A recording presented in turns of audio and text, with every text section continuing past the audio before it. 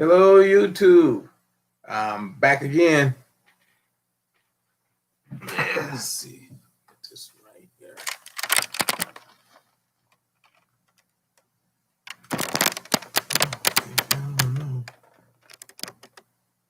Okay. I don't know what I was supposed to do today. I had something planned and I forgot what it was because I got sidetracked with a whole bunch of stuff. And so now I'm just on here and I'm gonna just talk about living in the city and situation that could be dangerous to everybody. So here we go. If you lived in the city, like I live in a city, see, I live in like I say, a fairly large city. I live in Cleveland, Ohio. I mean, I'm right on the coast. I'm in what they used to call the Gold Coast long time ago, Glenville. And the guys that did Superman, they lived around here. You know, so anyway, what I wanted to talk about is I live on a long street, and the street is very, very long. I mean, it goes all the way to the boulevard, which is like 88th to 105. I mean, it's a long street. It's like 30 blocks, and there's a lot of people here. I mean, and there's so many people. Who do you trust when stuff goes bad? I mean, I don't know. I would just sit up here and I think I was supposed to be on a different channel, but I'm not sure. But we'll find out later. Anyway, so I'm gonna stop right there and I'm gonna do some news updates because there's been a lot of stuff happening in the news. I mean, I see where the airlines is gonna get rid of furlough 32,000 workers. 32,000, that's a lot of people, you know. And it's not their fault. It's Congress' fault. Like I always say, they failed the people. I mean, this Congress that we got, they have failed the people. And what can you say? I mean, like everybody like to pretend the problem that is created by one man, but the problem ain't created by one man. They just ignoring that both parties have been, how should I say, failing us for decades. Yeah, but they're gonna blame it on one man, and you can't do that. That's not fair. They do it anyway. And another thing is, when I was young, I thought I was smart. Now I'm old, I'm wiser. But when you're young, you think you know everything, but then you get old, and then you find out because you become wiser that you didn't know anything at all. You know. So anyway, I see in the news also that in Mississippi they had an entire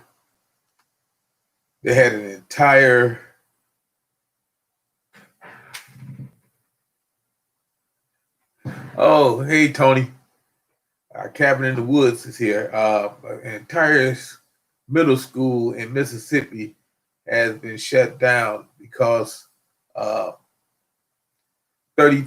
of the students got tested positive for the Corvette virus. That was Long Beach middle school down there. Out of 165 students, 15 tested positive, so they shut the whole school down, which is crazy. But you got to protect the kids. I mean, we always got to protect the kids because the kids are our future, and we don't want that to cause them to have any kind of long-term problems with that. Because we all have some kind of issues. Hey, Hoot Owl Holler. Yeah, I'm glad you guys can make it. Yeah, because I was wondering because I had an issue with my channel. I had to redo it for some strange reason. Lately, YouTube been acting up. I lost. I lost almost 100 hours off my watch hours. I mean, for some strange reason, a whole 100 hours just disappeared. I was like, wow. But anyway, probably because they do it on a 12-month period. Maybe that month that I didn't have anything on. I lost hours. But anyway, let me go ahead and this ain't I cabin in the woods. Lucky I was hungry.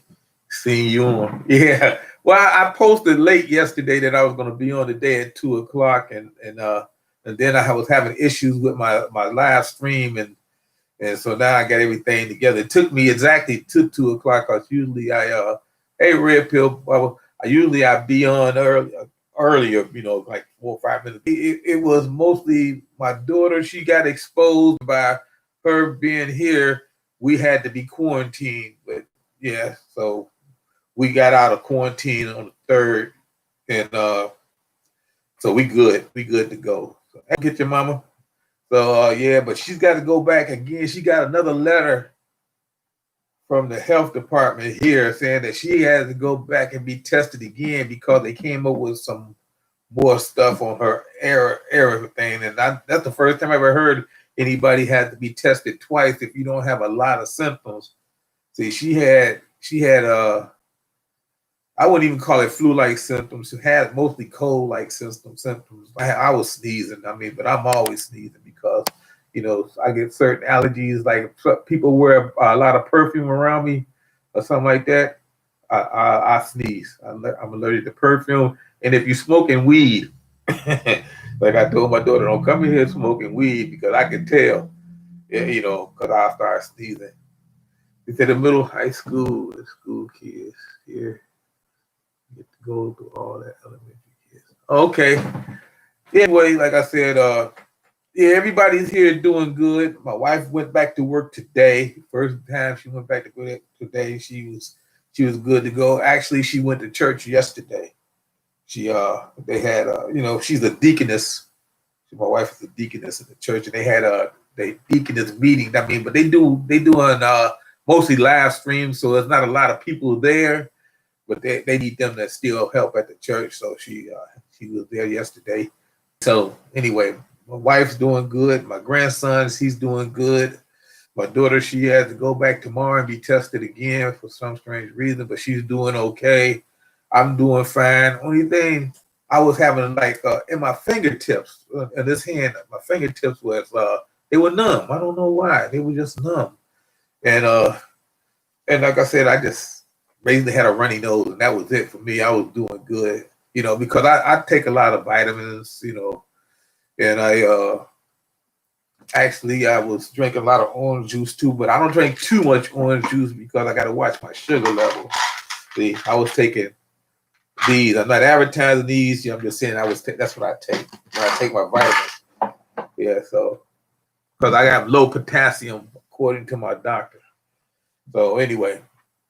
Let me get on with the chat because I'm just talking first about my stuff here. And when you get to be a certain age, like me, like I said, you don't get smarter, you just get wiser because you experience a lot of things, and you just sort of, like I say, you learn from experience. It's just like we try to teach our kids: if you stick your hand in the fire, you're gonna get burned. So you tell them don't stick your hand in the fire, but sometimes some of them are. To the point where you can't tell them anything, they're going to stick their hand in that fire anyway and they're going to get burned. But when you get older and wiser, we learn better. So that's why I'm trying to tell people, this whole situation that we in right now in this country, you can't blame this on one man. This has been festering for years, and people on both parties, like I say, both the right and the left, are to blame for this whole situation because they've been doing this for decades, and now it's all blown out of proportion, and they trying to just point the finger at one person. They need to start looking in the mirror and look at themselves because that's what happened. Matter of fact, Tony from Wash Farms, he said it better in his last video I watched. I think it was Friday. He was saying how people should stop all this stuff that's going on out here and start trying to unite and get back together. And I agree 100% with him because this is crazy out here. We all Americans. At least I think I'm American. I was born and raised here. I was paying for my allegiance to the flag, and I did all that stuff. And like I say, and I'm proud to be an American. And I know everybody I know are proud to be an American. If you're not proud to be an American, it's other countries out there. They'll be willing to take you. But I'm just saying, all this stuff that's going on out here, it just stressed me out a couple of times this year, and it just wild. But I do want to say I seen a lot of the YouTubers that I follow on my channel and stuff like that. I see a bunch of them got together over the weekend. I see Vaughn got together with what's her name? The one that did the hamburger wrap with maple bacon. I forgot her name. Just that fast. But I'm old. I had a senior moment. But anyway, they got together and they had a nice thing up there. And I seen where Tony, Ernie Hatmaker, Ed Attention to Detail, Rick from La La Farms, and somebody else, I can't remember. But they all got together and at a museum, Air Force Museum, and they had a good time. Yeah, so that's what we got to do. We got to get together and have a good time. I think probably when this virus thing ends, I might get together with John Coffey. You know, a lot of you know him as the Unpaved Explorer. He's not that far from me. He's on the west side of town, but I used to play ball out there pretty close to where he live at, so I'm pretty familiar with the area. And I'll probably get together with him and we probably collaborate on a video because I'll probably meet him at the park, you know, because we got a lot of parks here. It's Ohio. Got a lot of stuff. Some people didn't even know we had a lake. But we got a big lake. Let's see. Rankin Tina. Hey. Colleen. Gail Southern Living. Hey, I was just on your live stream not too long ago. Okay. And then we got Wendy. You got your live sitting at my computer for only 15 minutes. My nerves restricted me any longer. I've been okay. I've been doing good. I told everybody I'm all right. I'm back. As a matter of fact, I've been outside today. I did my walk. I mean, it's not raining here. It rained the last few days, and but I've been outside doing my walk. You know, like I said, I'm trying to keep myself in pretty much a healthy way. You know, trying to get in shape. You know, I did lose so far since I would say since February, I lost 34 pounds. So that's pretty good, 34 pounds. And hopefully I like to lose more, but you know, it's not easy, you know, losing weight. And those of you who have tried, you know what I'm talking about. And then it's not easy when you sort of handicapped like me. Like I said, I have arthritis and it keeps me from moving around a lot, you know. I got it in the hips and the knees, so I got to walk with a cane or a walking stick, you know, if I want to make any time. But I can move. I mean, I can get around, but if I want to do some serious walking or doing something like that, I need to walk with a cane or a stick. It's just part of being old. Yeah, so that's what happens. So like I said, I'm going to keep going on and try to lose more weight. I got a goal. I want to lose at least another 60 pounds if I can. Because you see, I'm a big guy, you know. But I ain't big as I was before, but I'm a big guy. I lost, I would say, about maybe almost 2 shirt sizes, a shirt size for sure, 1 shirt size, and I lost 2 inches in my waist because I'm wearing pants that I couldn't wear last year. I'm wearing them this year. So, hey, that's the way it is. But I feel better. Like I said, I cut out all the sugar. Believe me, I want some cookies right now. I mean, but I go for some bacon. I eat my bacon. Bacon replaced the cookies, I guess. So that's something I gotta watch out for, that cholesterol though. Yeah, so anyway, like I was saying, I was talking about this school in Mississippi. I mean, it was a middle school and they shut down and they had to close because the superintendent told everybody that they had to stay out for 2 weeks. So they won't be back until the 13th of October. You know, this happened on like September 30th. And so, like I said, 15 kids tested positive, and the others 165 to be quarantined. And that's how it is. I mean, because in 28 states, the virus is going up again. It goes up, it goes down, it goes up, it goes down. They say this is going to be like a twindemic coming because we got the flu season heading our way. Like I said, I got plenty of oranges in there, plenty of apples and orange juice. You know, that's why I take and stuff like that to try to keep this virus from coming back. You know, even all the people in Congress, in the House of Representatives, a lot of them have been tested positive. You know, the politicians, they've been tested positive. I don't want anybody, hey, WD Glock and Roll, I don't want anybody to ever get sick. I know Tony from our cabin in the woods, him and his wife had got sick. They had the virus. I mean, it's out there, and I don't know what we're going to do about it. All we got to do is just go from day to day. Okay. Wendy says Florida had no problem and now they do. This is crazy. Well, you know, you get people in a tight group. It happens like that. Thank you is where I get my vitamin B from, and it's necessary to our body. That's Homestead Aquarium. Got to get the bacon, you know, and like I said, you know, and I feel bad for some people, like the people out in California, you know, they, you know, with the wildfires out there. When I was younger, back in the 70s, like 76, 77, I had a chance to go out to California and to move out there, but I decided not to because they was having a lot of gang issues out there, so I didn't want to go.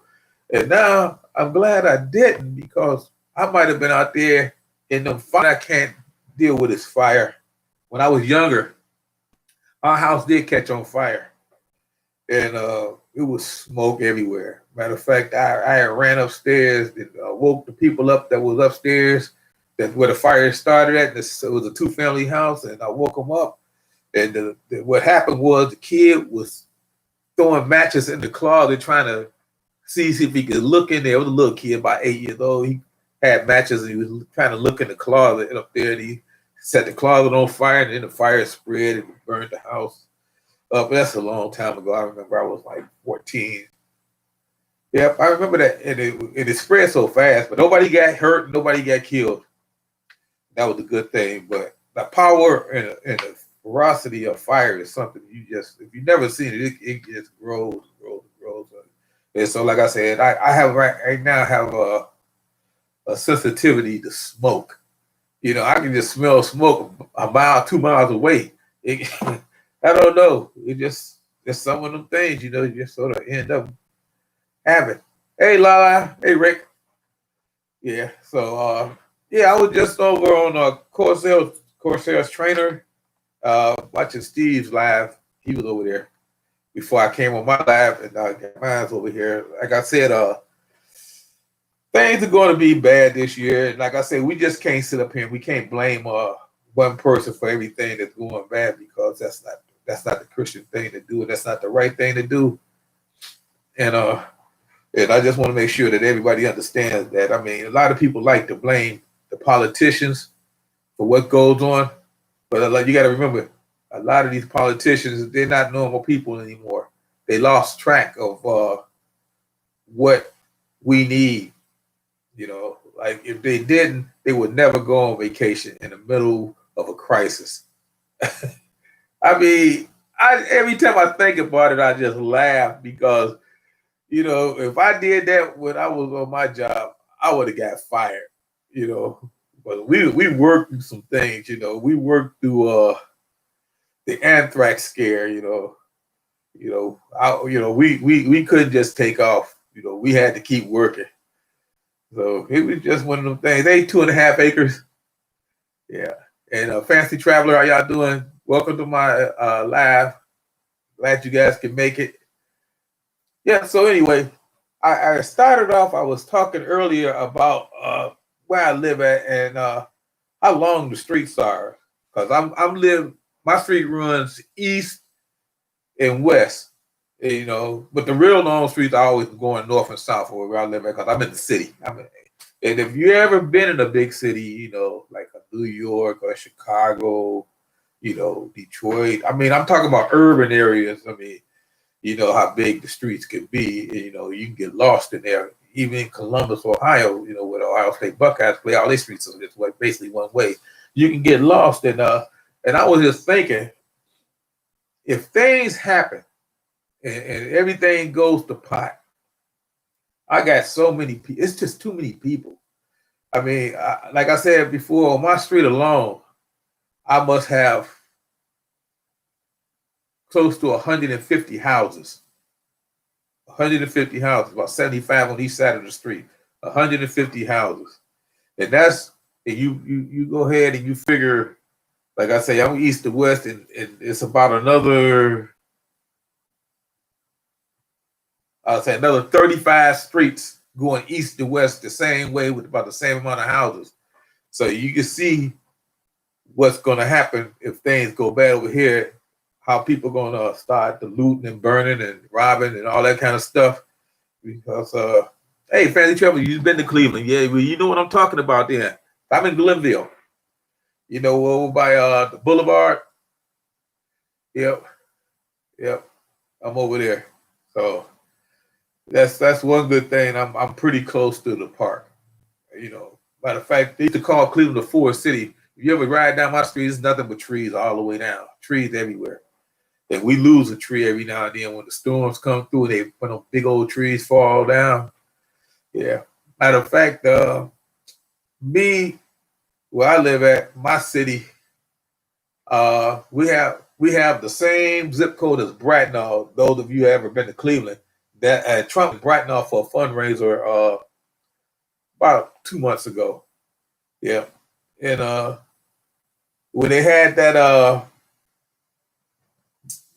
whatever they call that thing, that was a mess, that debate thing, that was, I would say, a 10-minute walk from my house.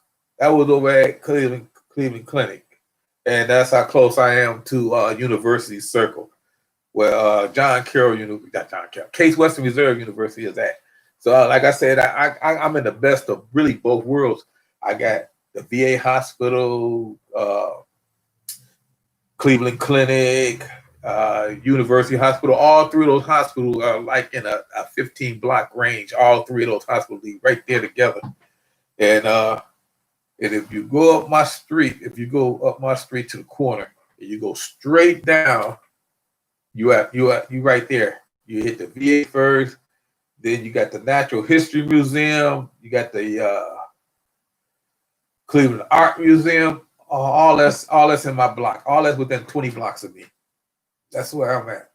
So, like I say, when things go bad, I expect there's going to be a lot of looting and rioting, especially at those hospitals up there. So, and I don't think they would hit the neighborhoods first. I think they would probably hit the hospitals, especially with all the medicine they can get out of there. And then they probably go to the museums and loot paintings and stuff like that. I mean, it's gonna be terrible over here because, like I said, I do have a lot of stuff over here in this area that people will want to take, other than the neighborhood grocery stores and stuff like that. But other than that, it's gonna. Hey, Unpaved Explorer, I was just talking about you, John Coffey. I was saying maybe next year when the virus is gone, we do a collaboration. We'll meet up at the park. Yeah, because I was just telling them where I live at down here, and I was just talking about the University Circle area and stuff like that, and the Art Museum and the History Museum, because I'm pretty close to there. I'm only like 15 blocks from there. So anyway, when things get bad in the city, if you're not armed, you're gonna die, and that would be a sad thing to do because there's gonna be people out there. Like I say, I remember I'm sort of right in the middle. We got Bracknell here, and that's where like Kenny Lofton, he used to have a house there. The guy that owned the Browns, he has a house there, and Ozzie Newsome used to live over there too, but he's gone. He moved on. But we have a lot of lawyers and judges that live there too. All right, and politicians live. As a matter of fact, I don't know if y'all ever heard of George Vonovich. He was governor. They tried to get him to run for president, but he used to live there too. So I'm right there. We had the same zip code, and then I'm sort of right here, and then we got the University Circle right there. So I'm living a great area compared to a lot of other areas in the city. I live in a pretty good area because I get letters all the time from people that want to buy my house. You know, because they guess they call it gentrification. They want to buy my house. Back 30 years ago, there's nobody want to live over here, and now they got all these $300,000 homes they building all over. It's just crazy. It's just crazy. And like I say, so I'm not gonna pretend it ain't a problem because, like I say, sometimes they get the phone calls they want to buy something, and I got matter of fact, shoot, I got letters over here right now. It's 5 or 6 of them sitting over here. Sometimes it just bugs the mess out of you because things are what they are as we talk today. And but I just see I'm getting the drift now. Okay, so anyway, so like I said, if you live in the city, I mean, if you live in an urban area in an urban city, even in a suburb, that you all work together to make sure that things don't get bad, you're in trouble. See me, I got myself and my family that's here. And then I got family that's gonna try to get here if they can. I got 2 neighbors across the street, one about 3 houses from across the street from me, and then another one that's on the corner here. I got Billy them, and then I got my neighbor next door. I don't know about the guy on the corner here, but I know I got 1, 2, 3 plus me. That's the 4 of us. We already going to get together, and we're going to, protect our area. They got my back, I got their back. If you got my back, so we all going to do what we can. And like I said, I don't really know this guy on the corner that well because he really keeps to himself. I mean, I rarely ever see him except when he's out walking down the street. We speak, but that's about it. But so anyway, if you don't have a how should I say in the city, if you don't have a core group, if you don't have people there to have your back, you might be in serious trouble if you're going to try to play the lone wolf or the gray man, because that won't work in the big city. It won't work because see, strangers will be noticed. Even if you try to keep a low key and you go into a neighborhood and everybody in the neighborhood already know everybody in the neighborhood and they see a strange face, you might be in trouble. So the gray man won't work in a big city. Some people say, oh yeah, we could be a gray man.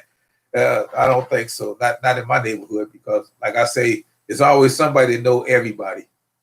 Like me, I don't consider myself that person. I know everybody, but I know enough of the people that I know if strangers in my area. Let's say Ray Salona might be a prepper. He might be a prepper, but he might be a prepper, or he might be a scavenger, or he might be a wolf, or he might be a sheep herder. I don't know, but you never know. See, that's what I'm saying. You see, it's gonna always come down to you and what you decide and your gut feeling about people. Like if the city started to burn and stuff started to happen, and first FEMA was hiring big time, and that should worry you, because when the FEMA started to hiring people, that means they're expecting trouble. Let's see. You say your connection is unstable. Please wait while we try to reconnect. Did you guys lose me? Because it says my connection is unstable. Okay, it's back. That's why I was saying I was having problems with this today, so I don't know. Hey, MRS Mail 269. Yeah. If y'all don't have his channel, y'all should get that channel. They're very good people. Very good people. I think they're in South Dakota. And if you like drones and you like guns, what is that? A chipmunk? I think you got. If you like chipmunks, you would like their channel. Matter of fact, you would like their channel regardless. You need to watch their channel. They're very good people, very nice people. And anyway, so like I said, that's gonna be the hardest thing to do. Like I say, Me, I got supplies. I got food, water. I got power. I got I got guns. I got ammo. I got stuff. But the only thing that I don't have is a trust for a lot of people. Man, I mean, it depends. Somebody come to my house, knock on my door, and say they need help. I mean, maybe and maybe not. It depends on the situation, and it depends on what's going on out in the streets right at that moment. Because sometimes it could be justified, you know, if a woman or a guy, they come, it's just them, and they say that they need help, and they give me a sob story, blah blah blah blah blah blah. You know, maybe I might uh, do something for them. But if it's not, if it's like 3 or 4 people, excuse me. But if it's like 3 or 4 people and they come to the door and they give me a story, say my car broke down, and we need some supplies, or we need this, or we need some place to stay. Could you help us out? I don't know. I don't know. Because I figured if you 3 or 4 of you guys, if you're adults, y'all should be able to take care of yourselves. I mean, I can see a man and a wife, and maybe it's 2 kids. I can see them struggling. It depends on the kids. I'm sorry it's buffering. I mean, I just had a problem with the connection. It just said that I was having issues. So I don't know. Hey, fancy traveler. So hopefully everything gets back to normal on this channel. Like I said, I had something I had planned to say and do, but I got sidetracked, and I had made some notes, and I don't know what I did with my notes because you know, we've been basically cleaning and disinfecting the whole house for the last 2 weeks, and the stuff I had planned to say and do, I don't know what I did with it. I left it somewhere. So it's a Wendy says I would be leery Ray of 3 or 4 people. Yeah, you're not buffering away. Okay, thank you, Wendy. Yeah, because like I said, if you get 3 or 4 people coming to your door, be wary. It might be 5 or 6 because see, while you at the front door, it could be 1 or 2 at the back door or the side window. Because see, here, the new thing what they do here, they come either they come dressed up in some kind of gas company uniform or something like that. And while one guy comes in your house, the other guy comes in your house too, but he comes in through another door, or the guy distracts you, take you somewhere while this guy coming in and going through your stuff. We get a lot of that, and then we have some where they tied up the people in the house and end up shooting them and taking their stuff. I mean, we get a lot of that here. You know, sometimes they just outright just kick in your door. Like my neighbor down the street here, she was like 77 years old, and I think I told you that in another video. And these 3 teenagers, they came in her house, and they robbed her. They put her in the bathroom. They broke her arm, and they they stole. She had like 2 nice size televisions, a 65-inch television, and she's 77 years old. She stayed with her daughter, and they broke in her house. And it's like maybe I say 8, 9 houses down the street from me. And then, like I said, they broke her arm. They got caught that same day. They got caught within an hour. And these kids, one kid, I think he lives on the next street over. And I don't know what other 2 kids live at. And they like teenagers. They're all teenagers. They all got caught.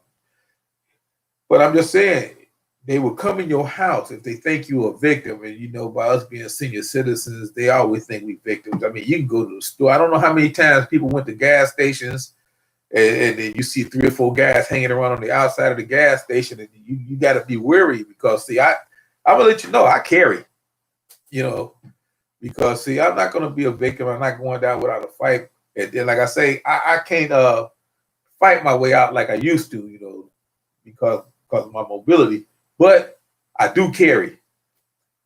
And if things go bad, if something happened that I have to pull, and like I say, they say don't point your gun unless you plan on destroying something. And I won't point at you unless I plan on pulling the trigger. And I hope it don't have to come to that point. But like I said, you got to take care of yourself. It's always 3 or 4 of them. You never really have to watch out for that lone guy You got to watch out when they had 2, 3, or 4. There's always a pack of them because they do something to you. Let me tell you this story. When I was at the post office, and I was working at the post office, and matter of fact, I worked at the post office in this neighborhood. This is how I discovered my house years ago. And we had a lady supervisor come down there from a suburban station to fill in for one of our supervisors who was on vacation. And it's like 5 in the morning. And she gets a phone call. Some guy called and said that he dropped his wallet in the mailbox. And could she come down there? Now, this is one of them bad neighborhoods she didn't know about, high drug area. And he dropped his wallet in the mailbox. Could she come down there and get the wallet out the mailbox for him? And she didn't know any better. She said, sure. She gets in the car, post office car, drive down there. It's only like 8, 9 blocks from the post office. Goes in there, opens up the mailbox, because we had no keys. And the guy reaches in, grabs out his drugs because they had a drug bust. So he threw his drugs in the mailbox, and she didn't know. So he took his drugs out and robbed her, took her purse, and took off. See, you learn. See, I mean, she could have got killed. She didn't know any better because she wasn't familiar with the neighborhood and she trusted people. Guy gave her a sob story on the phone about dropping his wallet in the thing. He needed his wallet, blah, blah, blah, blah, blah, blah. And she went down there and she got robbed. So, you just can't do it. See, that's what I'm saying. You just gotta basically have a gut feeling about people. You see what I'm saying? Because everybody you meet is not good people. And everybody you meet ain't bad people. Like I said it once before in another one of my videos. You might say, that guy look like Ryan Reynolds. He's okay. I'm gonna let him in. And I told you, it could be Deadpool. If you watch the movie Deadpool, Deadpool was an assassin. So, I mean, you don't want to run into any of them. You don't want to run into any John Wicks out there or something like that, because nowadays everybody think they got a gun is a gangster. And a lot of them are. So you got to be ready to deal with that kind of situation if you're in the big city. See, like, I don't know how it is in smaller towns. Like, I did a lot of travel. I have been to some smaller towns. And everybody I met in the smaller towns, they are great. We stop off, have a meal or something like that, or we stop off and they have these little stands set up out there where they're selling corn and stuff like that on the side of the road. And it's great. I have a great time, or we go down to Amish country. It's really nice. I mean, but I haven't really seen the seedy side of a small town too. I'm pretty sure that they got they meth labs and all they criminal element down there too. But I just know about the big city because I spend all my life here in the big city. Like I say, I do a little traveling. I go places. But it's just like if you go to Jamaica. And I just seen this the other day on the news. When you go to Jamaica, everything's great. Everybody have a good time. I mean, like I was in Puerto Rico, and Puerto Rico was great. We had a great time. They took us on a tour of the castle. We went to the Bacardi factory and stuff like that. They, at the end of the tour, the Bacardi factory, they give you free mojitos and stuff like that, and it was great. But then we was on the bus tour, and the bus had to go through a detour. I done seen a side of Puerto Rico I never known existed. I mean, the poverty side, it was like dangerous over there too. But like I say, so you never know. See, when you're a visitor to another town or something like that, they basically tell you where to go, the places to see. Like if you come to Cleveland, they'll take you to the Rock and Roll Hall of Fame. They'll bring you over here, take you to the greenhouse, because they run tours up my street and stuff like that. And they take you to the art museum or the history museum, by the lagoon and stuff like that. But they won't take you. They won't take you to the seedy side of town. They won't take you down on Linwood or parts of Huff and stuff like that, or 66th Street. They won't take you down in areas because things could get dangerous. Hey, Michelle the Great. And hey, Uncle Al. Yeah, so like I say, things could be dangerous. See, but you guys know what I'm talking about. I mean, a lot of you guys have traveled, a lot of you guys have been in the military, and a lot of guys, you see the problems that's out there in the city. And like I say, and that is what's going to cause a lot of friction when things go bad, because you're going to have The have and the have-nots gonna be clashing. The have-nots gonna be trying to take whatever the haves have. So it's gonna be a mess. It's gonna be a lot of bloodshed. And then eventually the gangs, oh man, it seems like every 3 or 4 blocks is a new gang forming.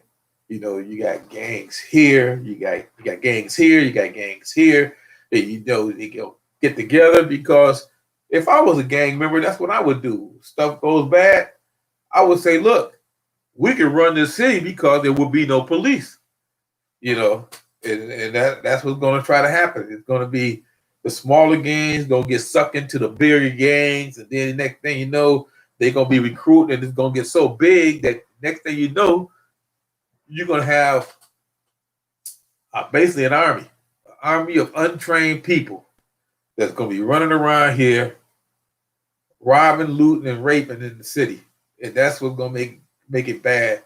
Now, see, me personally, the best thing that can ever happen for me if things go bad is that they evacuate the city. You see what I'm saying? If everybody go and everybody leaves the city, I'm good. I can stay for a few months. You know, I'm good. I mean, everybody else can go to them FEMA camps or whatever they're gonna have or whatever they're gonna place you. I'll be good. Hey, Tony from Wash Farms. Yeah, so like I said, that's what my main concern is. It's gonna be a lot of violence here. I mean, right now, like I said, I tell everybody right now, we're in the middle.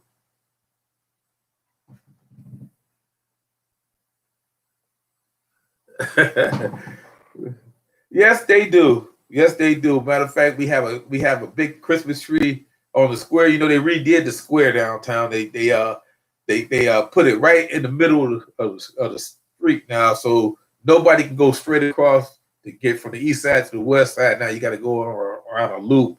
And now we have the Cleveland Orchestra play every year, and they decorate Euclid Avenue. You know, because that's where they had all that riot and violence at down there. They tore up a lot of stuff. But they had this whatever it was. I don't even know what they call it. I mean, they call it something else. But that Antifa Black Lives Matter riot that was down there, you know, they tore up a lot of stuff, you know. So, but everything is just about open, you know, because I think the Heinen's is going to open this weekend down there. The only big grocery store we have in downtown Cleveland. But yeah, they have everything. They still have stuff like that, you know. They remodeled and stuff like that. They had a lot of smaller business and new business coming in down there, but now with this thing going on, they won't have a lot of it. Most of the aquariums. Hey, high tech for go primal dangerous easy. You're right. Yeah, so like I said, it's gonna be dangerous. I mean, and then once they finish with the city, you know how they do, they'll pick the city clean. Once they come here and they take whatever they can take, and then they're gonna start spreading out to the suburbs and stuff like that. And there won't be nobody to stop. They're gonna be like that locust that was in Africa a few months ago that's still out there. And they're gonna grow bigger and bigger and bigger. And they're just gonna spread out. And then the first thing everybody thinks, and I mean, not me, but mostly the first thing everybody think is that when shit hit the fan and things get bad, they're gonna pack up and move out to the country. I mean, they're gonna move to places like Lancaster, Pennsylvania, and stuff like. Tell me, if things go bad, he's moving south. And I think, well, if you can make it that far, because like I say, a lot of militias gonna block the roads. When stuff go bad, they're gonna block the roads. Roads are gonna definitely block. It says your cable, your connection is unstable. Please wait a minute. We're trying to reconnect. So if you're buffering, they got a problem with my thing here. So they're gonna try to reconnect me. There you go. I'm back on. So yeah, so like I say, so big city problems gonna be small town problems too. So if you live in a small town, you gotta watch what's going on in the big city, because once the big city falls, they come into your area. You know, it's gonna be a mass migration. You know, see me, I'm in a perfect location because I got a lake, I got water, I got fresh water, I got food. You know, I know how to fish. I mean, I have deer. Believe it or not, I have deer, and I have a shitload of raccoon and possums. So, like I said, so I'm good, even though I don't know how to hunt, but I do know how to skin. I watched the videos and I've seen a lot of people doing a lot of skinning. You know, it's not something I would want to do, but if I have to, I know how to. You know, just like if you watch a few of the videos, like I think Tony from My Cabin in the Woods. I think he did one with the chicken. I know Lala Farms did one with the chickens and stuff like that, but I don't have any chickens. But I'm just saying, if you watch videos, I know they did the rabbits too. So if you want to learn stuff, you better learn stuff now. If you think you might forget, write it down because that's what I do. You know, I got a book. I got a book with stuff that I watched on YouTube about that kind of stuff. That if I wasn't quite sure, I would write it down. And then if you're from the city, you're trying to go out in the woods, don't go out in the woods. I mean, but only thing I can tell you is protect your block. Try to form up with some other people that's in your area. Because see, you go out in the woods and you don't know what you're doing, you're a danger not only to you, but to everybody that's with you. Okay. So going out in the woods is not an option for me. Plus, I don't know the plant life that well. You know, when I was a kid, we used to go camping all the time. I was a Boy Scout. And but now you got so many different types of poison ivy, ragweed, and all that stuff that can kill you. And then the ticks. Ticks up here are bad. You know, you got all these wood ticks out here. So you don't want the ticks and the fleas to get on you. So then you might not even dress the right way. You might run out in the woods with the wrong kind of clothing on. You know, you might go out there with sandals on, sandals and no socks, and you out in the woods. It gets getting eaten up by the mosquitoes and stuff like that, you know. So I'm just saying, everybody ain't made to bug out unless you practice, unless you understand the situation that you put yourself into. Because if you're gonna bug out, you better plan on dressing right and have a way of making fire, you know. Like every Friday, Dominic Menchetti, I know I'm messing up his name. Every Friday, he shows how he starts fires.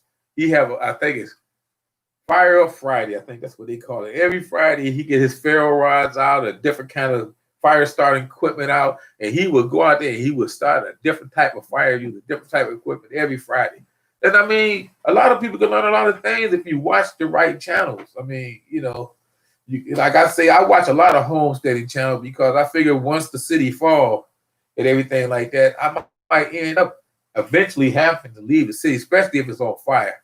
You know, because you know you see what's going on in California, and there's no fire people here to stop it. Once the houses next door to you started to burn, the house next around you started to burn, you know, eventually your house is going to burn, so you're going to have to move somewhere else. And I hate to say it, but I'm not planning on moving, you know, unless I absolutely have to, you know, because like I said, that's a plan inside a plan inside a plan. You got to have more than just one plan. My original plan is to stay here, but I also have several backup plans for several different scenarios. And every day I sit around, sometimes I think about a different scenario all the time. I think about if this scenario happened and I don't have my nephews with me, if they can't make it or something happened to them, then I have to do this. Or if I don't have my daughter and my grandson with me, and they supposed to be here, and I had to do this. Or if everybody here with us and everything is okay, we doing fine, we okay. But then if my brother comes and he's not here, I mean my brother comes, but his wife is not here, then we have a situation with that. See, you know, it's a whole bunch of different things because see, if stuff goes bad, I mean, I know everybody out there planning, everybody's constantly planning. You got to be ready, you know, unless they say this asteroid is supposed to hit the day before the election, kill everybody, start an extension event. You know about that asteroid is supposed to hit here the day before election. I don't know how big it is, and I don't know how far away it is, but I know that NASA, because we do have NASA here. You know, it's on Brook Park Road. It's out by the Unpaved Explorer. NASA is. So they planning on having an asteroid, not planning on having an asteroid, but say an asteroid is going to hit here the day before election. So we'll see. We'll see. And like I said, I'm just chit chatting because, like I said, I did have some stuff I wanted to talk about, but I sort of lost my paperwork. So I'm just gonna sit up here and I'm gonna just read a few of these for a minute. Let's see. Oh yeah, it's an asteroid coming. Yeah, I try to keep up on the news. It's an asteroid coming. We supposed to be here the day before, and you know we got 2 full moons this month, which is very unusual. We have 1 full moon on Halloween. You know, so you don't usually get that many full moons in 1 month. I mean, we get moons that's almost full, but 2 totally full moons is very unusual. Yeah, I keep my eye to the sky because I believe in aliens, so I don't, because there's too much stuff that they got out there that's unexplored. You know, I'm a believer. Okay, the blue moon is on Halloween. That's what they call it. Yeah, I remember the song. Blue moon. Yeah. So yep. So you gotta keep your eyes to the sky and watch what's going on because, like I said, it's going to be interesting. I mean, I don't know about you guys, and I'm gonna just tell y'all, I have never in my life, and I've been around quite a few years, over 60-some years. I've been, hey, Leon and Tony, I've been around, and I never see anything like we're going through now. I mean, if y'all have, I haven't. I never seen a pandemic like this. I mean, we had the flu bug, we had the SARS, and we had the Legionnaires and stuff like that. And you know, we had, like I said, we had the terrorist attack of the towers and stuff like that. We had the anthrax stuff, but I mean, it was all sort of isolated. You know what I mean? It was national, but it wasn't like this. I see what New York, the governor, the mayor of New York City is planning on shutting down the city again. You know, non-essential businesses are going to close up because it came back. So I'm just saying, I mean, I have never seen anything like this. You know, I might have carried it to the bathroom. No, what happened was we were like I said, you know, we had the virus around this house, I guess. So my wife so she had to be home for 2 weeks. She had me cleaning and moving stuff around. I mean, I was moving stuff from this room or taking the box up in the attic. I was spraying Lysol here. My daughter was mopping the floors. I mean, we were spraying the couches and I was vacuuming and everything. She had me working, so I'm tired. And just to make sure that the house is safe and disinfected, because we do have our grandson here a lot, and we figure if the virus is here, we're gonna fight back and try to clean it up. You know, not just take care of us, but try to take care of that too. Hey, Fallen Skies Prepper. So yeah,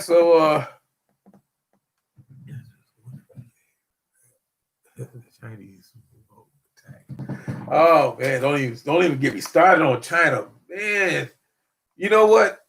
I'm gonna tell you, China and Russia is not your friend. They already said publicly that they want to destroy the American dollar. They already said publicly that America is no longer the power that it used to be.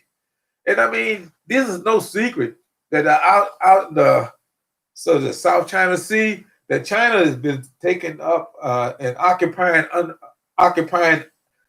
islands. You know, islands that's just out there. They not owned by anything. China done moved in. Matter of fact, I think China done put some houses or some people in Australia, if I'm not mistaken. Yeah. Yeah, she was on it. She was on it and had me on it too. So they moved a lot of my notebooks I have around, so I don't know what I did with it. And like I said, yesterday I did get a chance to relax and watch the football game. That was great.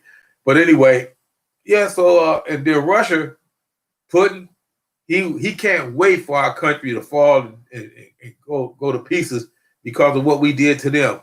And a lot of people don't remember what we did to them. We made them tear down that wall.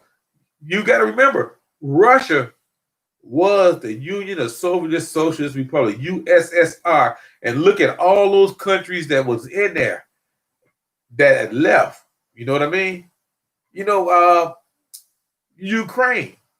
You know, they were part of Russia. You know, where Donald Trump's wife is from, they were part of Russia, but now they're not because they when Russia fell, they left that Soviet Socialist Republican Union, and a lot of countries did. You know what I mean? Russia was so big, it was huge, and now it's not as big as it used to be. And they pissed off for Putin. He's pissed off about that because we basically made them lose a third of their country because of what we was doing to them, you know, espionage, Cold War.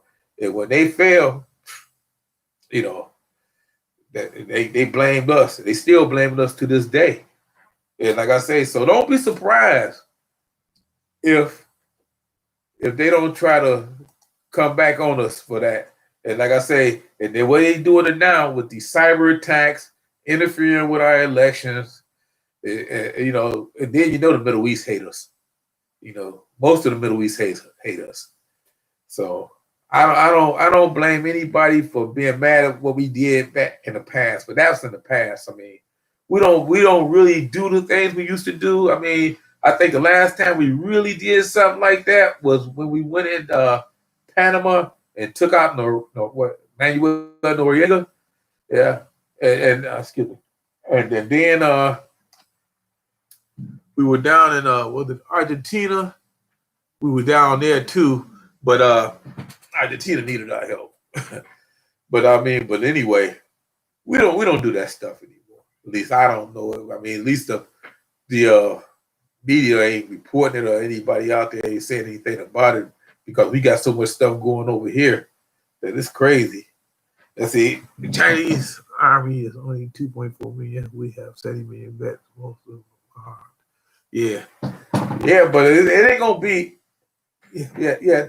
I understand, Tony. See, Tony's former military too. He's a Navy man. I think he was on a carrier, if I'm not mistaken. My daughter was on a USS Higgins.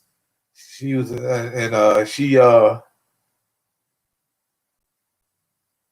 hello. And well, anyway, my daughter was on the USS Higgins. She was stationed out of San Diego, and she married a guy. He was in the military for 20 years, and he was on a carrier and a whole bunch of places. He was on the Enterprise. Oh, that's the best one, the USS Enterprise. Wow, yeah. Thank you for your service.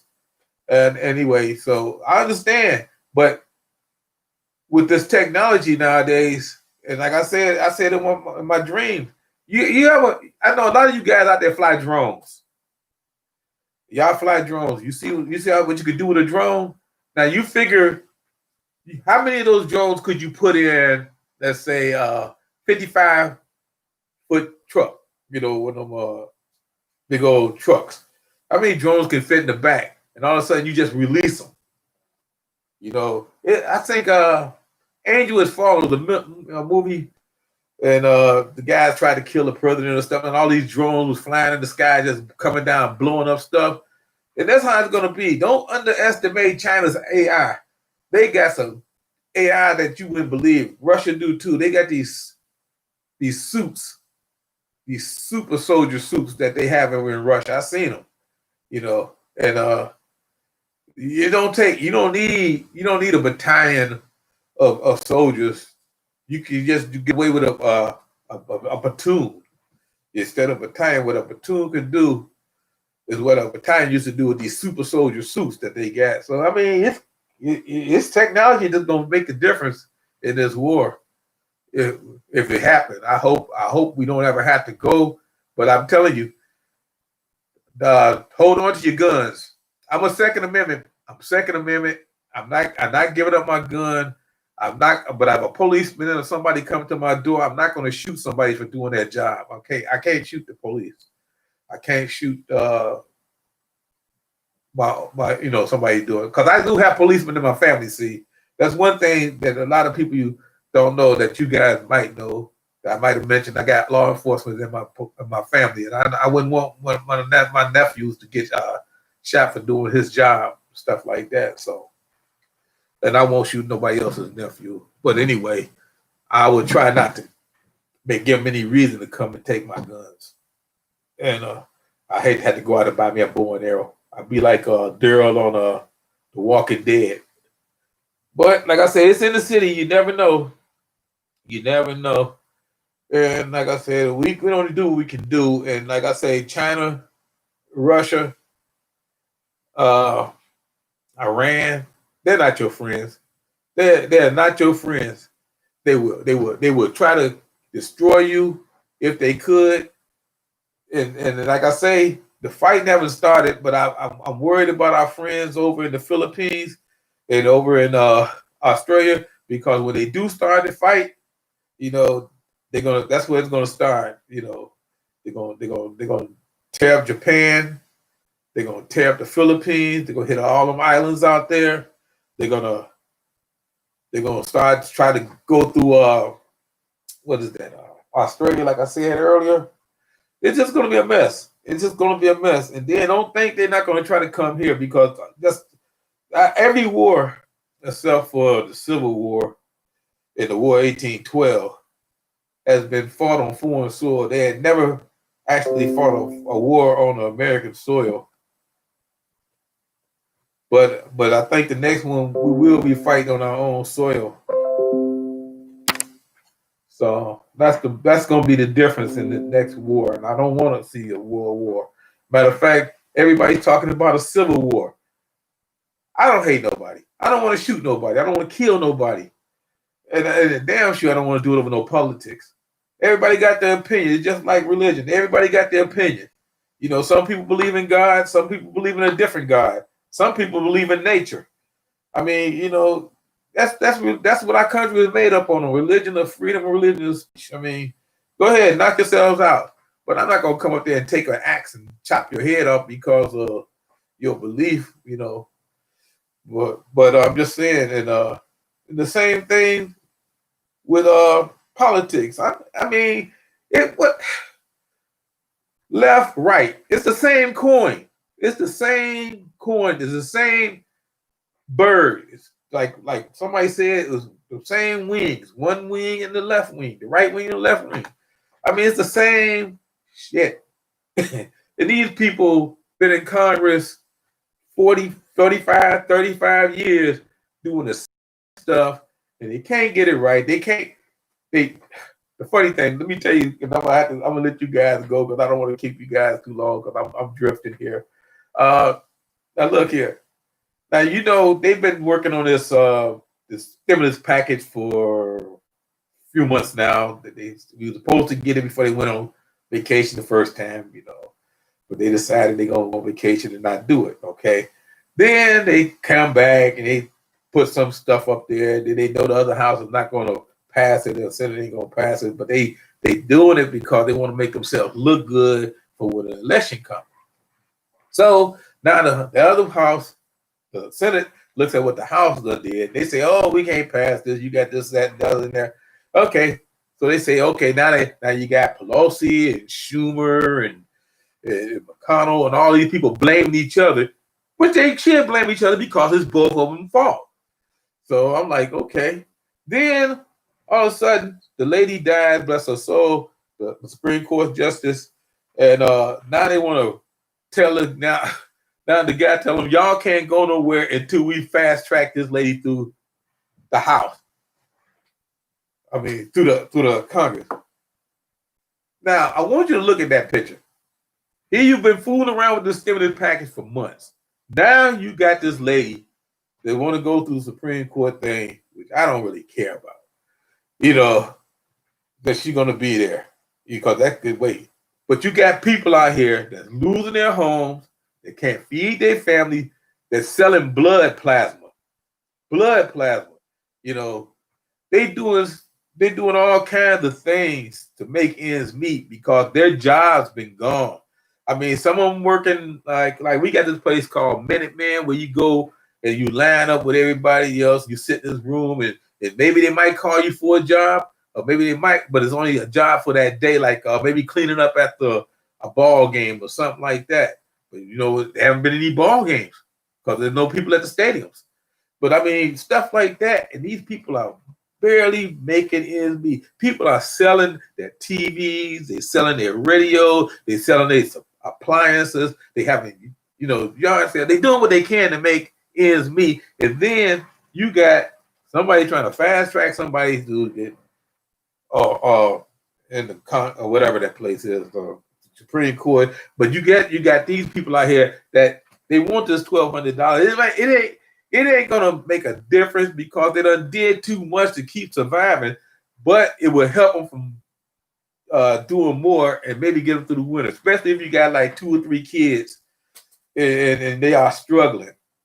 But see, people don't understand. Like I said, these people in Congress, they don't understand. They've been out of touch with real people for so long. See, I'm in the city, and I done seen people lose their houses. I done seen people sleeping on the sidewalk. I mean, it's not like California, where you go to San Francisco or Los Angeles, you see they got tent cities like that. We had tent cities like that along the Cuyahoga River down there in Irish Bend, but they got rid of them last summer. But we started to get people to sleeping on radiators, have the steam coming out of the ground. And it's a damn shame. It's a damn shame. It's a damn shame.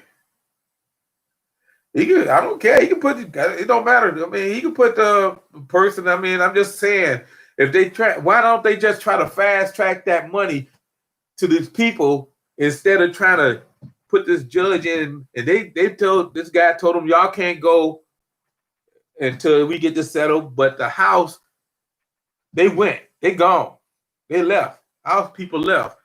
So I'm just saying, which is more important at this time? If you just take that money out of the other bills and just say, we're just gonna pass this right now and work on the other stuff and split the bills up, then they can get stuff done. But no, they don't want to do that. They want the people to suffer because they playing politics. Like I'm saying, it's both parties are playing politics. And that's what the killer is. And that's what's hurting a lot of people. And like I said, I wouldn't be so upset about it, but I know relatives that are struggling. I mean, family members. I mean, what can you do? I mean, you can only give them so many canned goods and stuff like that. They can only borrow so much money. But then, what can you do? I mean, they're gonna need a place to stay pretty soon because the winter is coming. It's gonna get cold, and we're not taking care of the people in this country. We're not taking the people in this country. Let's see. Last corona check caused the inflation bump and never going to stop paying. Bread went up 33%. Okay, that's pulse jet. Yeah, but you know what? Inflation gonna happen in this country. I don't know why. I mean, how many of you guys remember when you can get 3 loaves of bread for $1? I remember 4 loaves of bread for $1. I mean, you can go get a pop, 10 cent, a bottle pop for 12. I mean, those of you that don't know what pop is, soda, because I know they say down south people call pop soda. Up here we call it, soda pop. Yeah, but I mean, so like I said, in the living wage that people make is not keeping up. Well, I see where Amazon has started to pay people $15 when they hire you, and I see some places are trying to start you off at $17. But I mean, with like you say, with the inflation rate, that's going to knock you back down the way you were before because it's still going to be, you're going to buy, like say a pound of hamburger for $5.99 now. In some places. I mean, it's just like. Let me put it to you this way. It's just like going to try to get some ammo. Have you tried to buy some ammo? Have you tried to buy some 9mm ammo or 45? You see what the prices are now? Let me put it to you this way. Last time I bought a box of ammo, it was $9.99. I got it at what's that? Point blank out of Menor. And I went out there and I got a Coke. He said he called it Coke. Okay. And I got it for $9.99. Now that same box of ammo, not at that place, but online, is $35. You go from $9.99 to $35, and that's how this inflation is going to happen here. But then again, oh wow, you going way back. Paul just said he remember when gas was 15 cents a gallon. 15 cents a gallon. Woo! I remember gas when I started driving. Gas was 34 cents a gallon, and then they didn't have unleaded. It was all leaded. Then they had people working in the gas station. My buddy used to work in the gas station at the school. You know, yep, I remember that. Yep, I remember when I first started working, minimum wage was $1.85. $1.85. But that's going way back. I mean, so what can we say? I mean, but things are going to happen. And like I said, inflation is going to always be here and it's going to fluctuate. And I don't know what they're going to do to be able to solve that. I mean, we done threw so much money out to keep Wall Street floating. Now we're throwing so much money out to keep the people, keep the people alive, basically, and keep everything going. But we done printed too much money. Like I say, the only thing, in my opinion, that can fix this is a war. But then instead of paying for it with money, you're gonna pay for it with lives. Because every time you have a war, somebody dies. And somebody gonna always die in war. But I wouldn't want to go out and start one. Let's see, Tony says, I pumped gas for 25 cents a gallon in high school. See? Yeah, see, that's what I'm saying. Wow. Both just but older than me, he remember when gas was $1.42 an hour. When he was working $1.42 an hour. Shit, I don't remember that far back.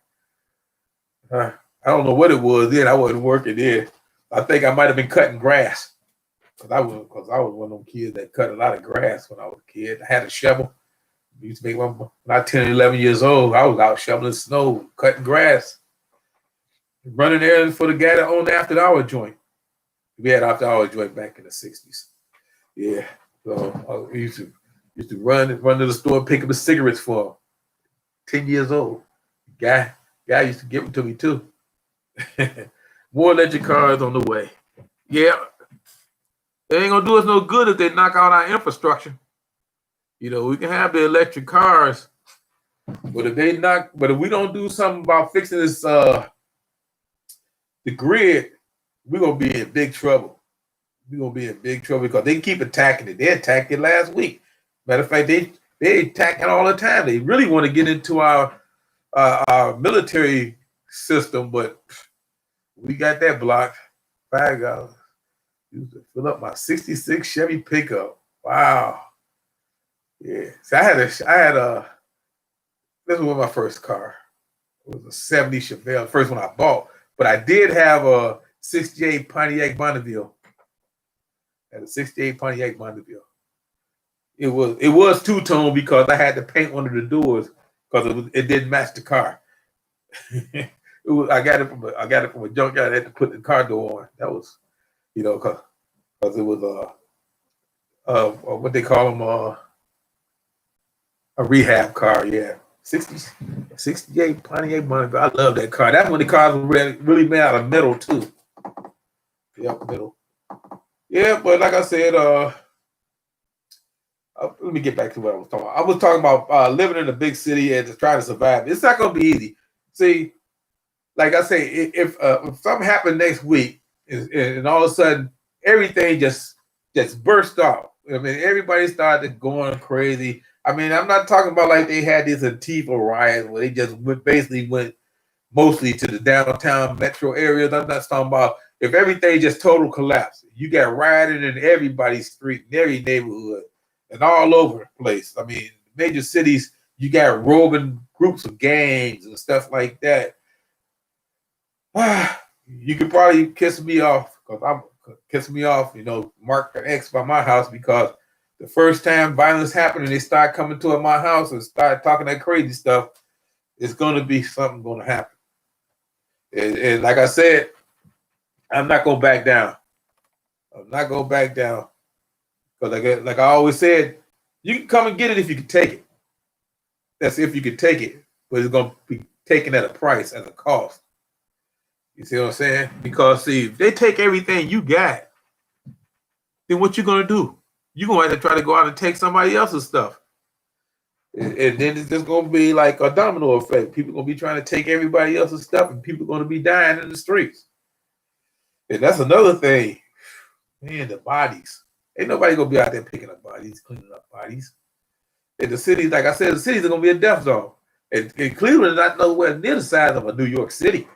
You know, like I say, we have, I don't know what the census said yet, but right now we have 389,000 people in the metro Cleveland area. I mean, but if you count the suburbs that's connected onto us, where you just walk across the street in another suburb, we probably got close to maybe a couple of million, maybe 2 million, if you count the connected suburbs. And that's a lot of people to be within short distance. Dave Blesby, new visitor here. Hey, nice to meet you. Hope you like my channel. This is my third live stream.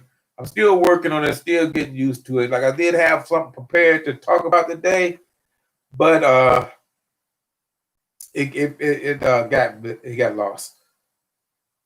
Like I say, society has become fake. Basically, you know, it's be fake. Yep. And when you tell them the truth, it bothers them, you know, because there's so many people out there that's not real. And like I say, and I worry about you guys that got these homesteads, because they're going to come for you. Not because they know you or want to, but they're going to know that you got animals. And believe me, when the trucks stop running and there's no supplies coming to the city, they're going to start going out to get their own supplies. So they're going to go to the farmers. And, you know, people in the city don't know anything about farming. So they're going to go out there and they're going to ruin whatever crops you got. You know, they're going to just tear it out, grab it and take it. And the same thing with your animals. They're going to grab your animals. They don't know nothing about raising them. They're going to just grab all the chickens they got, kill them. And if you get in the way, you might be a victim. You don't ever want to be a victim. So, like I said, if you got good neighbors, you need to get together, just even just talk about it. Maybe if something happened, because you never want anything to happen. I pray to God in my lifetime that none of this stuff ever happened. You know, I pray to God that nothing happened. That I leave this planet and all my supplies to my grandson or whoever, that they might use it somewhere down the line. Because I know I got a lantern that my father left me. You know, his father left him. You know, it's an old Coleman lantern, a very old Coleman lantern. It's uses white gas, yeah. So anyway, like I say, so you know, but you better be prepared, you know, because things like this can happen. I mean, who knew this virus was coming? I mean, I didn't know. Maybe Edgar Cayce or Nostradamus might have known, but the average guy that get up every morning, puts his pants on, or the lady gets up every morning, gets her makeup on, and goes out to their office or to their job or wherever they got to go. We don't know this stuff. We just trying to make a living. We just trying to do our thing and not bother anybody. You know, we just want to go out, do our 9 to 5 through the week. On the weekends, maybe sit down, play cards, maybe just have a few drinks around the house, watch a good movie, you know, stuff like that. We expect to be able to have a comfortable life and live our life of what little days we got in peace, you know, especially if you know, in your 70s or something like that, or 80s or something like that. You know, our time might not be as much as we think it is, could be limited. And, you know, like I say, you might want to go to the movies and stuff like that. But I heard yesterday that Regal Cinemas, I don't know if you got Regal Cinemas in there, but Regal Cinemas, the second largest cinema thing. I think Cinemark is first, but Regal Cinema is the second largest movie theater in America, is going out of business. See, this pandemic and people not making movies and hurt them so bad, they finna close the movie theater. And then you only have one. And that's how things are going. It's going to be a lot of things. I mean, here, we done had a lot of restaurants closed down, a lot of nice steakhouses and stuff like that in downtown area, and some in the neighborhood areas in Beechwood and stuff like that. And they closed it down. Matter of fact, I have a brother-in-law. He opened up a restaurant right in the middle of this pandemic. But luckily, he had a second job. You know, he's also a landscaper and stuff like that. But his restaurant is struggling, and he has great food. But there's nobody's going there because everybody got no money, and the pandemic is happening. So it's a small business owners that's going to really be hurt. Babies without milk. What I miss? Okay. Human cages being built, waiting there. You're right. Homestead Quarters is absolutely right. Let me see. I'm gonna tell you something. When I first started my channel, people used to tell me there were FEMA camps here. So, you know, by me being an ex-postman and me knowing a lot of people that's in the post office and me knowing the entire Cleveland area, they said it was in Cleveland. And like I said, I worked on both the east side and the west side. I was out as far as Westlake and Bay Village delivering mail. And I got in my car one day. I had nothing to do. And I looked for these camps. They said they were at not one camp. There's no camps in Cleveland. No camps in Cleveland. I told this lady there was no camps in Cleveland. She swore up and down with the camp in Cleveland. I told her no camps in Cleveland. She dropped me. She no longer follows my channel.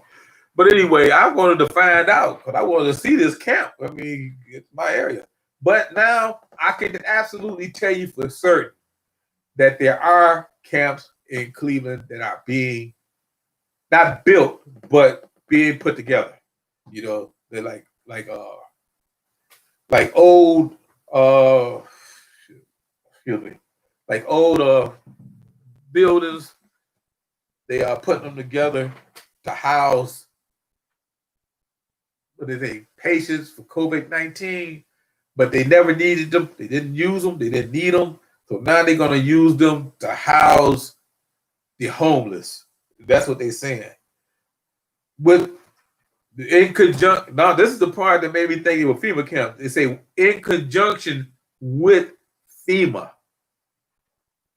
See, this is a city of, I live at the city of Cleveland, is working with FEMA to use these places that they didn't need for the COVID-19 virus, and they turned them into like camps, housing camps, or whatever they were. So I'm just saying, the camp that they are coming, and everybody keep an eye out because see, with all these places that they built, I think in Texas, someplace down there, they built a whole big old building in the middle of a field, football field, or a high school football field or something. And I mean, they got all these places. Somebody say the new Walmarts have been built to standard for parentheses. I don't know that, but we don't see here where I live at. I got two Walmarts. We got one that's on the west side down the steel yards. That's what we call it because it used to be a steel plant. We used to make steel and stuff like that. My father was a steel worker, and they call it steel yards. We got one down there, and then we got the one that's out in Warrensville. You know, so we don't have a Walmart in Cleveland other than one of the steel yards. And like I said, that's not even close to me. I don't think that would be a good camp because the way it's made, it's in the middle of a shopping mall. But anyway, I heard that they have underground tunnels in those Walmarts too, but I'm not sure because I'm not in those areas. But I can only tell you what we have here. But like I said, they are putting up these camps, so keep an eye out. I mean, look at those places where you least expected. That all of a sudden you start seeing strange stuff happening, like all these 5G towers just popped up on one weekend over here. I mean, one weekend. I mean, they was just whoop, whoop, whoop. It was just up. I mean, it was just crazy. I'm like, what the hell? But anyway, you just got to know. You just got to know. Like I say, and people, we are last to know because people and lives are cheap nowadays. I hate to say that. They always knew that people's lives didn't mean much if you wasn't part of the, like I say, the upper crust. I ain't gonna say the upper middle class. No, you got to be the people with the money, the people that's able to go to like a Greenland and places like that to live, you know. But the rest of us, we here. We here, and when things go bad, that this pandemic gets worse, and the financial market collapse, because the financial market is just so wishy-washy right now. I have no idea where it's going. Tomorrow, we could wake up tomorrow and they could say that your money ain't worth a dollar. You know, your dollar is not worth a dollar. And then all of a sudden, they might just cut off all the ATM transactions and close all the banks. Are you ready for that? Now, Alaska Prepper says that you need to have money on hand. He always said, you know, you need to have some kind of silver, gold, coins, or money on hand. I agree with him. If you got that kind of money, or you prepping that kind of money to have, but like I say, a lot of people ain't got a dollar in their pocket right now, and it's gonna hurt. And I was just watching last week, two of my favorite guys, Alaska Prepper and Magic Prepper. They did a collaboration, and I loved it. I remember Magic Prepper when he had 100 subscribers. Yep, now he's up to like I think 36,000. Yeah. So like I say, but if you build it, they will come, and he got a good channel. So if you don't subscribe to Magic Prepper, tell him I sent you. You'll like his channel. He's very good. And AP, you know, just about everybody is subscribed to AP. I think he's up to like over 67,000. So yeah. Hey, Corsair, I was on your channel earlier. So anyway, like I said, so it's gonna be hard in the city. It's gonna be hard in the city. And then I didn't even mention the crackheads, zombies that I call them, because the zombie, what's this gun coast to coast? Could steal your 401k and take your savings. It happened about 10 years ago. It's a cyber that happened here in the 30s. You know, what was that company with the Enron, where they had all that everybody thought they 401 was worth millions? I don't know, was it Enron? And all of a sudden, when they got to retire, they found out that all the money was been embezzled, and it was invested in like junk bonds or something like that. And people that thought they were getting millions was only getting 100,000 or something like that. Yeah, so I'm not sure. Yeah, but it happens. You can see that's one thing, you really don't know where your money's going. Yeah, Paul, just you're right. Antibiotics is gonna be money. Anything you got it that you can barter is gonna be money, because bartering is gonna be the new system. You know, especially ammunition. You go in there and you say, look, give me a loaf of bread, I give you a couple of 22s, you might be able to get a whole bunch of stuff. And David Beasley said, yep, Enron CEO stole all the money. I wonder what happened to him. It was Enron. Okay, I remember that. Like I say, it's not the first time that the big company did the little guy in. You know, and then you had those guys with the Ponzi scheme, like a Madoff or something like that you trusted with your investments. If you got that kind of money invested, we got a couple of investments. We got an investment lawyer or something like that handling my wife's stuff. I'm retired. I don't fool with that stuff. I handle my own money. But yeah, you got to watch them. You look at it happened to the athletes too. They got their money stolen. So you got to be ready. He say, I tell my dad he needs a job too. Oh yeah. See, when you get to be a certain age, you expect to be able to live a good life. You expect to wake up in the morning and say, I'm gonna go fishing. And you go fishing. I mean, you know, just do what you want to do. Just go out there, sit down on the lake, put your rods in the water, get you a couple of beers out the cooler, and just sit there. I mean, see me, I like to have my little transistor radio. And I sit there and I listen to the radio, you know. But nowadays, you can't do any of that. Because, see, you're working until you're 75 and 80 years old. You keep working. Matter of fact, McDonald's had a thing on TV the other day. They were looking for senior citizens to go back to work, because they can't trust the high school kids to come to work. So now they want the senior citizens to come to work. Oh, trying to read my hat. This is for the Buffalo Soldiers, 1944, 1866 to 1944. I think the 9th and 10th Cavalry, Buffalo Soldiers. Yeah, anyway, That's the way things are. I wasn't expecting to really talk this long, but I got the drifted and just got this talking about nothing because, like I said, I had stuff prepared, but I just lost it and I just started to talk. But it's good. And those of you that know Fireball Fred, he got his channel back. I should mention that he had his whatever they call it, a hearing or thing like that. He had it that morning.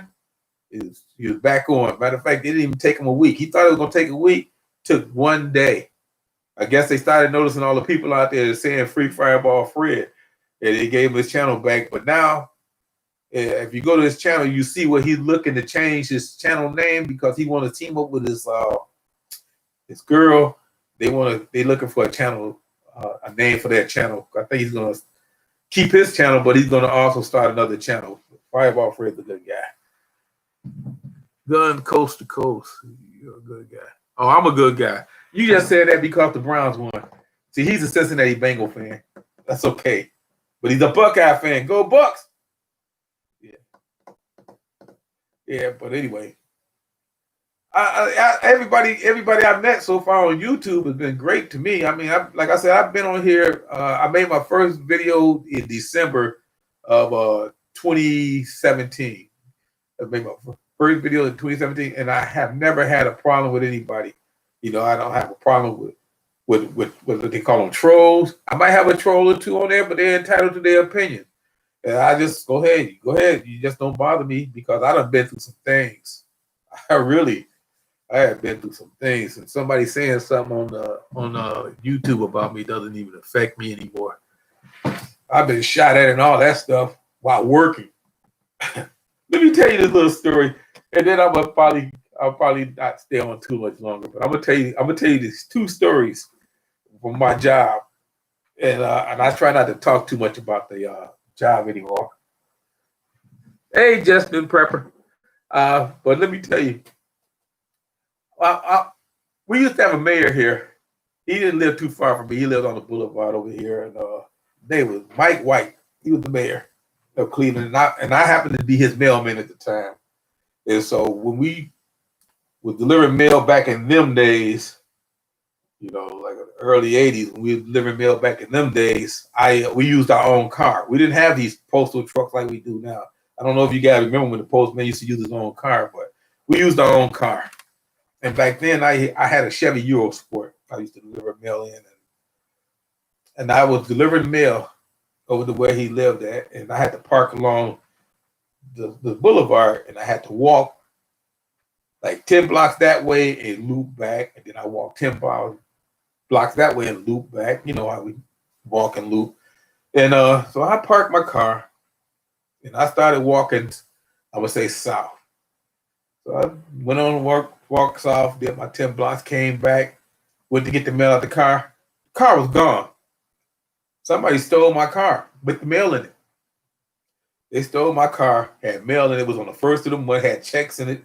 All the mail was in the trunk. So just so happened about 3-4 houses down was the mayor's house. So I seen the police car because he had a police car sitting in front of his house. I walked over there to the mayor's policeman that was sitting in the car. He was asleep, of course. So I knocked on the window and I asked him, I said, "Did you see what happened to my car?" I scared the shit out of him. He jumped and he said, "No, I didn't see anything." So I said, "Well, could I use your phone?" You know, he didn't have a phone because some of them had, you know, they had the little walkie-talkies. He didn't have one. So I had to have him take me to the payphone on the corner, which I had to call my job. See, back then we had payphones on the corner. I didn't have a cell phone. You know, it's the early 80s. We didn't have a cell phone. Cell phone back in them days was the size of a shoebox. And so they called my manager, Big Jim Henderson, big guy. He about 6'4", 400.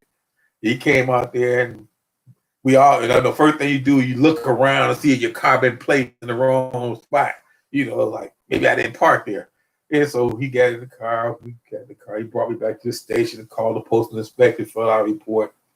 Week later, they found my car up on Buckeye Woodland area, stripped out. They had cut the doors off, took the motor out.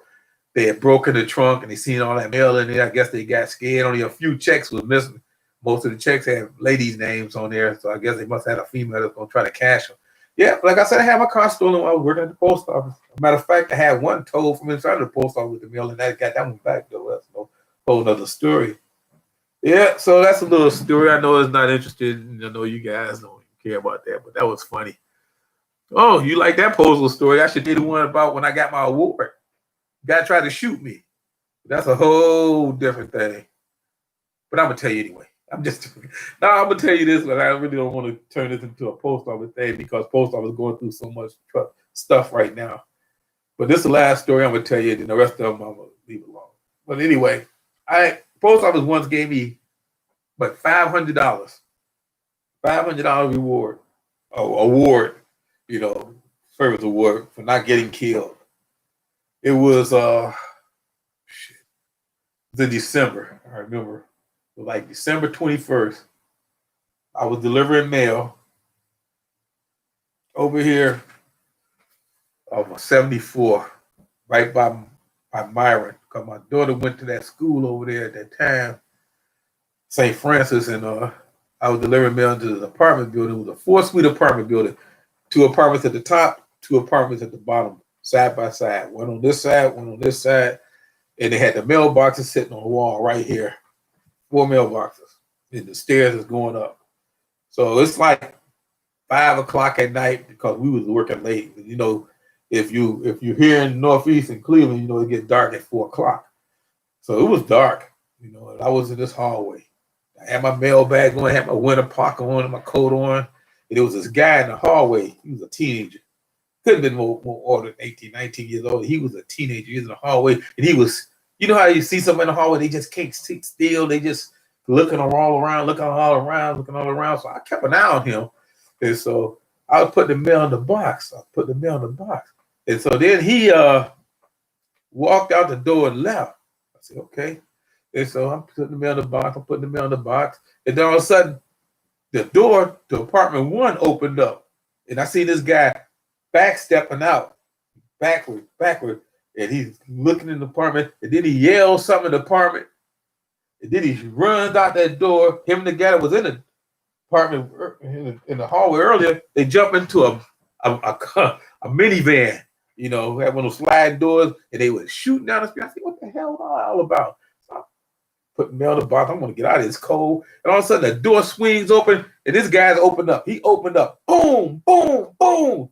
I mean, bullets going. Whoosh, whoosh, whoosh. I dropped. I'm laying down on the ground now.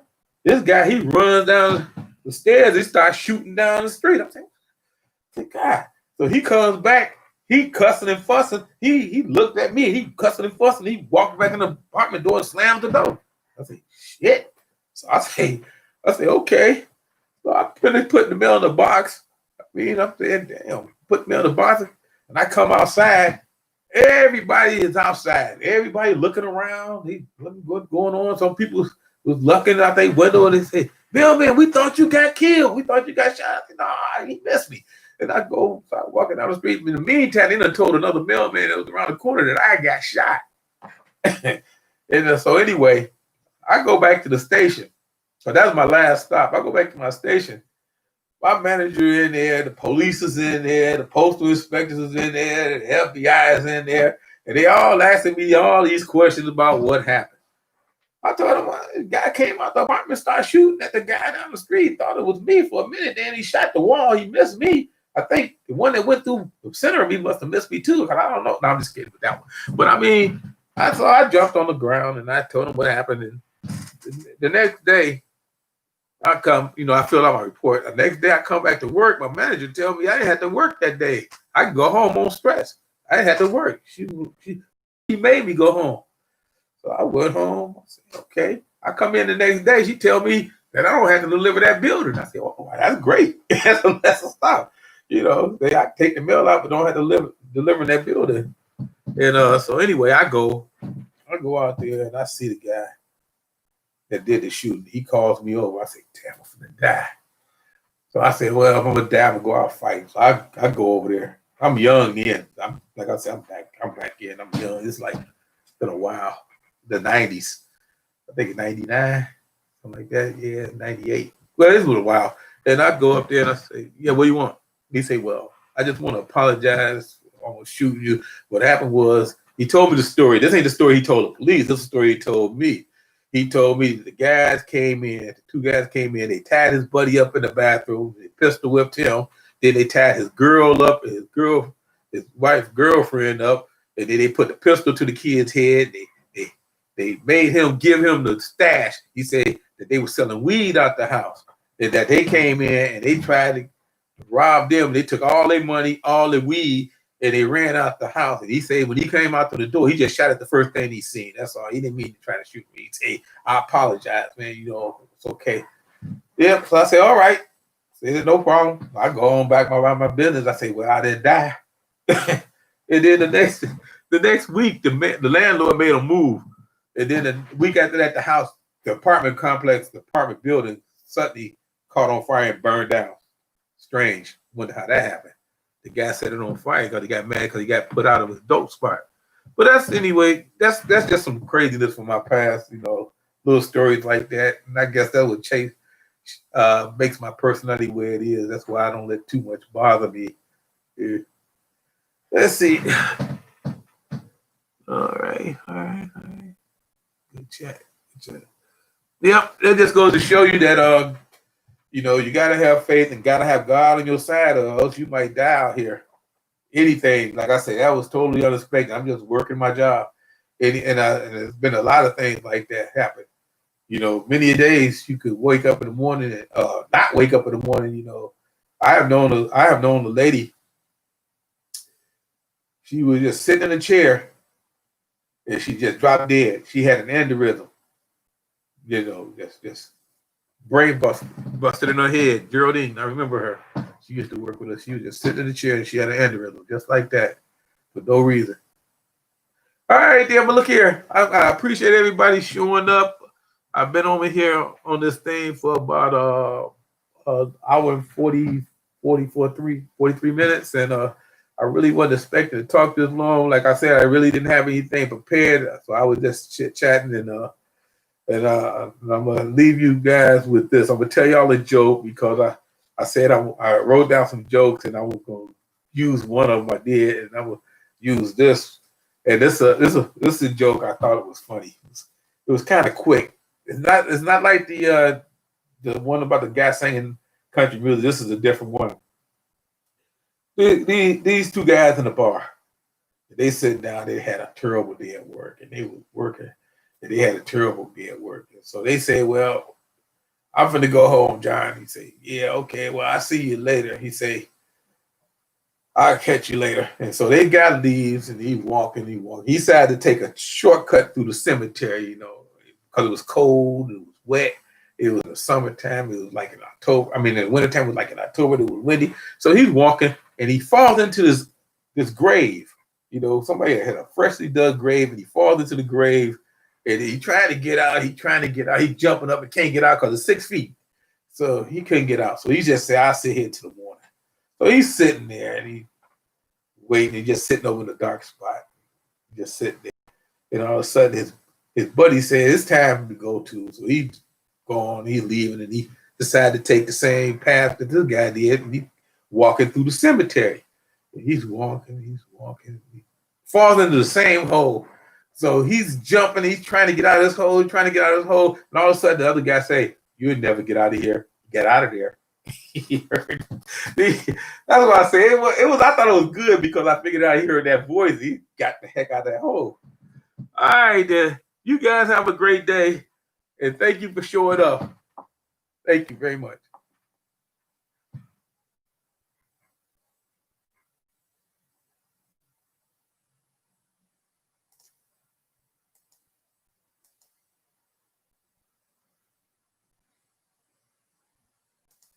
Oh, don't want to get